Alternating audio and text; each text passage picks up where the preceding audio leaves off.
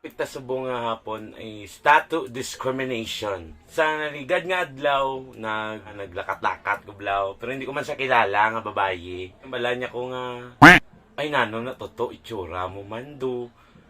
Ay, wala yagin tapos ang iyahambal. Amang ba ko lang si Mochay. Bago ka lang kagwa sa simbahan na nagsimba ko to sa kamoto nga time.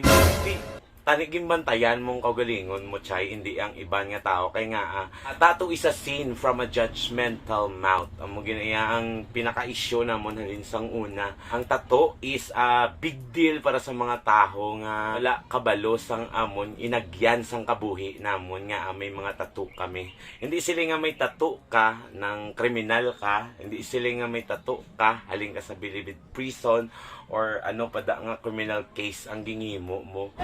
Ang tattoo namon is an art. Nowadays, ang tattoo, normal na lang na. Isang una, ang may tattoo shop kami, shout out kay Tito Wen. Kung may magsulod nga mga estudyante, not allowed sila namon magsulod. Kay hindi kami gusto nga tudlo sa iban nga mga kabataan nga, uy, dul patato ka, uy, dul, amo ni mo to. Wala kami encourage sa mga kabataan nga magpatato. So, ang mga iban nga teenager nowadays, nagagakita ko nga teenager pa lang may mga tattoo na balik sa topic ta. Nakibot lang ko kay ngayang bala ko katchay nga ay nano na itsura mo totoo man do. Hindi ka tao. Tawaan ko lang sa pero nakita ko lang siya, nalabyan niya lang kung tulok yung kababodalo mo muna. Gabi. I-clarify ko lang, we're not a bad person, ma'am.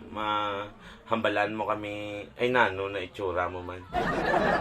Ikaw ganit, tinutilo, imo panit, pero grabe ka mamantay taho. Amo ginakalabanan, gakasalaan kami ang mga kriminal, amo ni pagtulok blasimo, ay nano na itsura yaman do. Dumanog ano mo na sa natawa lang ko lang. Muna na ganun panulok kasi mo, pero di ka mabantayan ang iya kaugalingon kung ano sa. Diba? Ang mga tattoo ni namon, may simbolo sa namon, nagyan sa kabuhi namon nga may mga tattoo kami. Nowadays, ang tattoo, tattoo competition na, gina-post na sa Facebook, kay it's an art. Hindi na siya palagpat nga mga gawi. Art na siya, ma'am. Amo na naman ba ko siya? Or sino ka man, hindi ta kakilala, pero nakibot lang ko. Nakibot lang ko kay amo na ginaedyo ng panulokan niya sa amon niya. Ikaw piyangon niya. Basta, bantayan mong imo kaugalingon. Hindi iban nga taho, kay makasakit ka sang tagipusoon sang iban nga taho. Dapat ikaw mismo, kabalo ka kung anong imo sala. Halin pa ta na sa simbahan, ha? Nagwa ta, nagpray ka to, pag-pray mo, ng putyo-putyo ka din yung tao. Pag walang talent simbahan, nangamo ka na yung tao. Iilain na lang panulok masamon, ma'am. Hindi kami managpatay nga tao, hindi kami yung mga yung